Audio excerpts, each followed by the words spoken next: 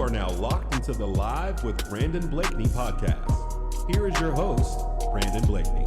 Look, first off, I gotta say, Carolina every year loses to some doormat ACC team and ruins their chance of a undefeated season, a potential college football playoff berth.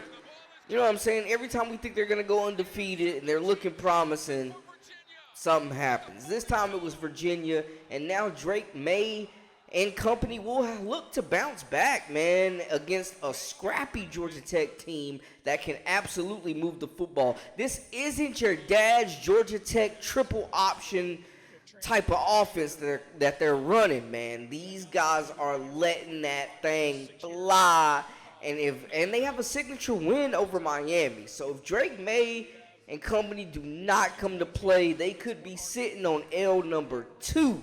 And that's not what you want, because they still have a chance to at least win the ACC championship. And then beyond that, it's kind of unknown at this point. But this is a must-win game. They cannot get caught in a hungover from the loss. They cannot get caught slacking against this Georgia Tech team, who we mentioned beat Miami. Now, the last couple games, after starting 70% completion percentage for Drake May, after starting out the season completing 70% of his passes, Drake May has been struggling the last couple games, and luckily, they were able to kind of push through until last week. They should have fed Omarion Hampton, and hopefully the Heels learned from those mistakes, because they were leading in that game last week and completely blew the lead and lost to they were a one-win team, Virginia, at the beginning.